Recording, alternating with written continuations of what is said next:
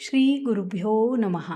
अंतर्ब्रह्मच्या एकादशी महात्म्य या व्हिडिओ सिरीजमध्ये आपल्या सगळ्यांचं मनपूर्वक स्वागत आहे. आजच्या या व्हिडिओमध्ये आपण जी पहिली एकादशी पाहणार आहोत, जिच्याविषयी समजून घेणार आहोत, ती अतिशय महत्त्वाची आहे. आपल्या सगळ्यांना हे ज्ञातच आहे की पुण्याजवळील आळंदी या तीर्थक्षेत्रापासून दरवर्षी पंढरपूरला जाण्यासाठी वारी निघत असते. या वारीमध्ये निरनिराळ्या संतांच्या पालख्या ज्या पद्धतीनं सहभागी होतात, अगदी त्याच पद्धतीनं सर्वसामान्य वारकरी किंवा वैष्णव भक्त हे या वारीमध्ये सहभागी होतात. यांचा वारीमध्ये सहभागी होण्यामागचा हेतू हा वरवर पाहता आपल्याला सांसारिक जरी वाटला असेल, मात्र त्याच्यामध्ये अंतर्गत गूढ असं अध्यात्म लपलेलं आहे. वर्षभर आपल्या संसारामध्ये निगुतीनं कष्ट करून संसाराच्या ज्या वेगवेगळ्या भूमिका आहेत त्या पार पाडत हे वारकरी वर्षातून एकदा आपल्या आराध्याच्या म्हणजेच पंढरीच्या पांडुरंगाच्या भेटीसाठी निघतात. सर्वसामान्यपणे पालख्या पंढरीच्या दिशेनं प्रस्थान करत्या झाल्यानंतर एक महत्त्वाची एकादशी येते, ती म्हणजे योगिनी एकादशी. योगिनी एकादशी ही खऱ्या अर्थानं अंतःकरणाची शुद्धी आहे.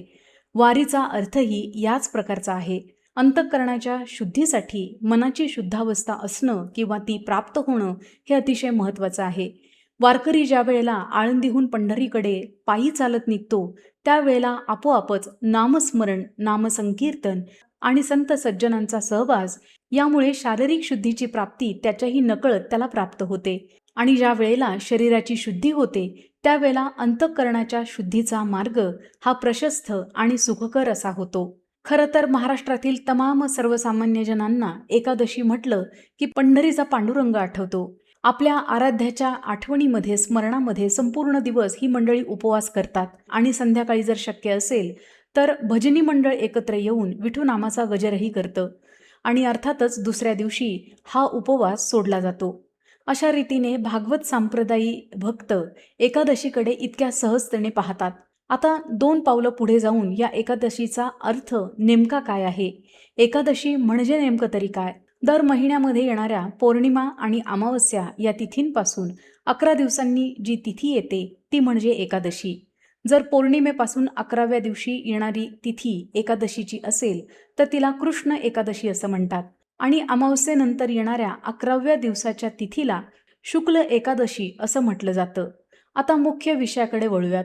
योगिनी एकादशीचं नेमकं महत्त्व काय आहे हे समजून घेत असताना आपल्याला एक छोटीशी कथा समजून घ्यावी लागेल. आपल्या सगळ्यांना हे माहिती आहे की भारतीय अध्यात्मामध्ये पुराणांना अतिशय महत्त्व आहे.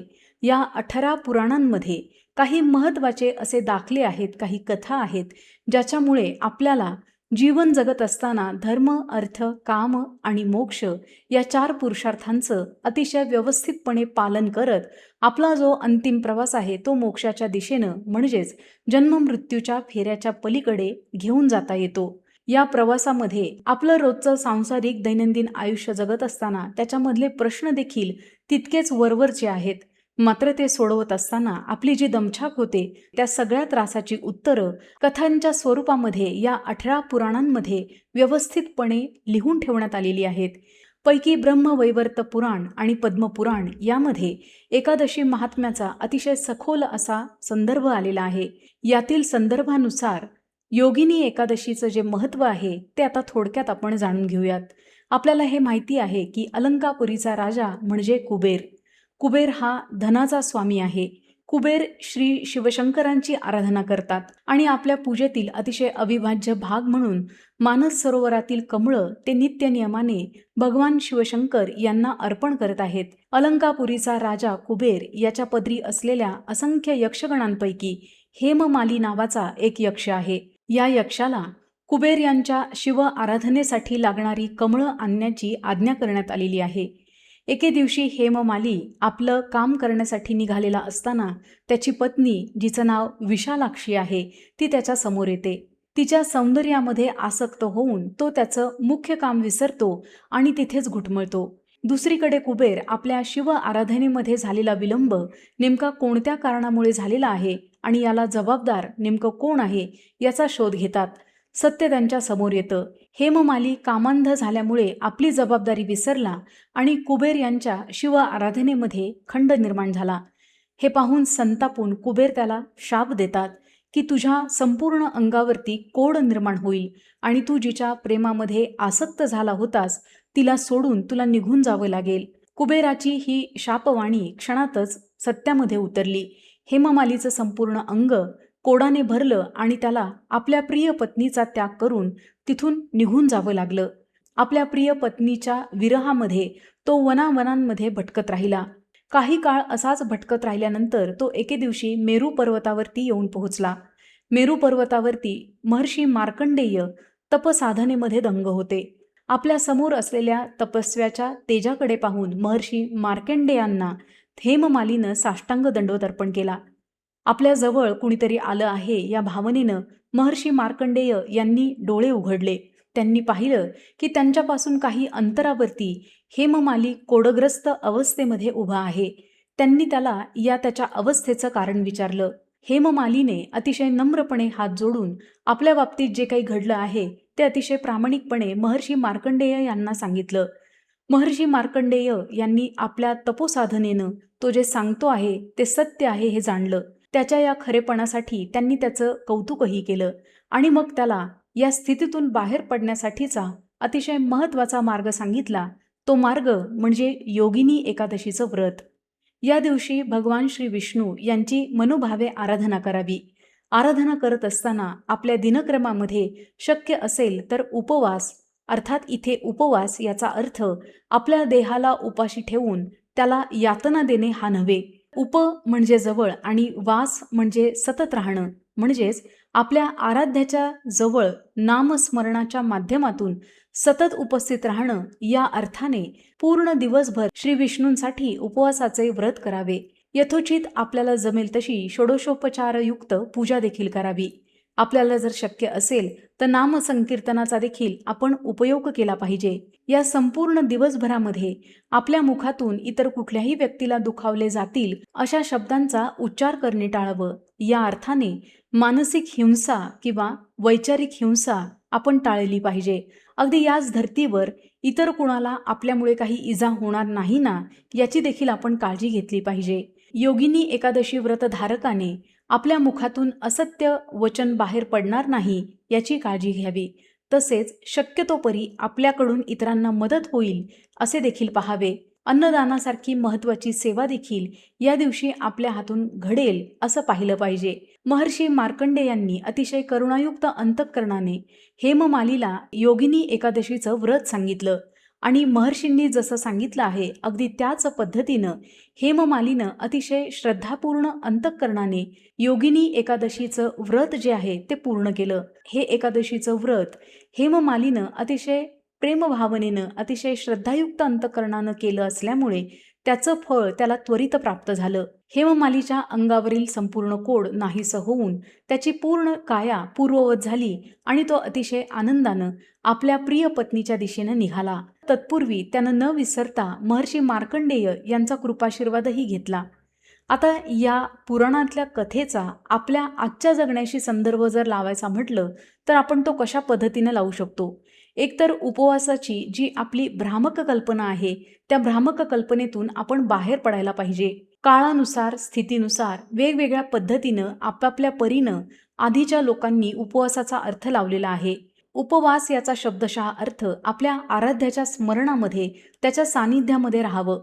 आता सानिध्यापासून वंचित करणारे घटक नेमके कोणकोणते आहेत, आपल्या वासना कोणत्या घटकांनी चाळवल्या जाऊ शकतात याचा विचार आधीच्या पिढ्यांनी अतिशय बारकाईनं आणि सर्वसामान्य पातळीवरती येऊन केलेला आहे आणि म्हणूनच उपवासाच्या दिवशी त्यांनी अन्न त्याग करणं किंवा विशिष्ट प्रकारचं अन्न ग्रहण करणं याला प्राधान्य दिलेलं आहे. मात्र जसा काळ बदलला आहे तशा आपल्या वासना फक्त अन्नापुरत्या मर्यादित राहिलेल्या नाही. अगदी आपल्या हातातील मोबाईल असेल आणि अविरतपणे 24 तास चालणारं बेभान असं मनोरंजनही असेल. या सगळ्या गोष्टींवरती ज्या आपल्याला नेहमी बाह्य जगाकडे खेचतात त्यांच्यावरती संयम मिळवणं हे खऱ्या अर्थानं उपवासाचं आपल्यासाठीचं उपयोजन होऊ शकतं. आता एखाद्या व्यक्तीला सहज प्रश्न पडू शकतो, आजच्या आधुनिक काळामध्ये आजच्या धकाधकीच्या जीवनामध्ये अशी व्रतवैकल्य करून आम्हाला काय साध्य होणार आहे. खरं तर हा प्रश्न ज्याचा त्याचा ज्यानं त्यानं स्वतःला विचारायचा आहे. नेमकं आपल्याला आपल्या आयुष्याकडून काय हवं आहे. आपल्या गुरुवर्यांनी, आपल्या महर्षींनी, आपल्या सप्तर्षींनी वेगवेगळ्या स्वरूपांच्या माध्यमातून आपल्यासाठी एक रोडमॅप, एक दिशादर्शक मार्ग आधीच आखून ठेवलेला आहे. काळ जरी बदलला तरी त्याचा मतितार्थ अद्याप तसाच ताजा तवाणा आणि जिवंत आहे. बदललेल्या काळाच्या परिमाणांमध्ये सुद्धा त्या ग्रंथांमधल्या, त्या कथांमधल्या ज्या उद्बोधक गोष्टी आहेत त्या आपल्या हिताच्याच आहेत. इथं हेममालीचंच उदाहरण घ्या. हेममाली अतिशय महत्त्वाच्या कार्यामध्ये सहभागी होता. मात्र आपल्या पत्नीच्या सौंदर्यापुढे, तिच्या प्रेमापुढे त्याला त्याच्या कार्याचा विसर पडला आणि अतिशय महत्त्वाच्या कार्यामध्ये खंड पडला. आता पहा, आपलंही अनेकदा असंच होतं. एखादी गोष्ट आपण जबाबदारी म्हणून स्वीकारतो, मात्र ती पूर्ण करत असताना अचानक काहीतरी व्यवधान येतं आणि आपण तिकडे निघून जातो. हा प्रमाद आहे. आपण जे ठरवलं आहे ते पूर्णपणे जसं ठरवलं आहे त्या पद्धतीनं पार पाडणं ही आपली वैयक्तिक जबाबदारी आहे. एखादं निमित्त झालं म्हणून ज्यावेळेला आपण आपला मार्ग सोडतो, डिस्ट्रॅक्ट होतो, त्यावेळेला ती संपूर्णपणे जबाबदारी आपलीच असली पाहिजे. या जबाबदारीची जाणीव किंवा भान हेममालीची कथा आपल्याला दिल्या वाचून राहत नाही. आता याच कथेतला दुसरा अतिशय महत्त्वाचा टप्पा आहे तो म्हणजे महर्षी मार्कंडेय आणि हेममाली यांची भेट. आपल्याही आयुष्यामध्ये अशी अनेक मंडळी आपल्याला वेळोवेळी मार्गदर्शन करत असतात. मात्र कधीकधी आपल्या अहंकारामुळे, आपल्या वयामुळे किंवा समोरच्या व्यक्तीच्या सामाजिक, सांस्कृतिक, आर्थिक, शैक्षणिक योग्यतेमुळे आपण तिला आपल्यापेक्षा न्यून समजतो आणि आपल्यासाठी हिताचा असलेला सल्ला अक्षरशः आपण नजरेआड करतो किंवा त्याचा पूर्णपणे अस्वीकार करतो. अनेकदा या अस्वीकारामुळे आपण आपलंच दीर्घकालीन नुकसान करून घेत असतो. या कथेचा अर्थ आपल्या जगण्यामध्ये जसाच्या तसा उतरवण्यासाठी आपल्याला जर कुणी आपल्या चुका सांगत असेल किंवा त्या चुकांमधून बाहेर पडण्याचा मार्ग दाखवत असेल तर आपण अतिशय मोठ्या अंतःकरणानं, समर्पण भावनेनं ती व्यक्ती काय सांगते आहे तिचा विचार करायला हवा. या कथेतला आणखीन एक महत्त्वाचा घटक इथे ठळकपणे अधोरेखित करावासा वाटतो. हेममालीनं आपल्याकडून जी चूक झालेली आहे ती महर्षी मार्कंडेयांना काहीही न लपवता जे घडलं, जसं घडलं तसं अगदी तंतोतंत सांगितलेलं आहे. आपण आपल्या आयुष्यामध्ये पहा, असं किती वेळा वागतो. जर आपल्याकडून काही चूक झाली असेल तर कांगारावळा करून, एक आव आणून आपण ती झाकण्याचा प्रयत्न करतो. कधीकधी आपण ती दुसऱ्यांवरती ढकलूनही मोकळे होतो. या कथेच्या निमित्ताने आजवर आपल्याकडून ज्या चुका झालेल्या आहेत आणि ज्याची बिलं किंवा ज्याची जबाबदारी आपण दुसऱ्यांच्या माथी मारलेली आहे त्याची एकवार जरी जाणीव झाली तरी या व्हिडिओचं जे प्रयोजन आहे ते सार्थकी झालं असं म्हणता येईल. हेममालीच्या कथेमध्ये आपण जसे खोलवर उतरतो तशा वेगवेगळ्या गोष्टी आपल्या समोर अगदी सहजपणे सुट्या व्हायला लागतात. आपलं वैयक्तिक आयुष्य आणि पुराणांमधल्या या कथा खऱ्या अर्थानं वेगळ्या नाहीतच.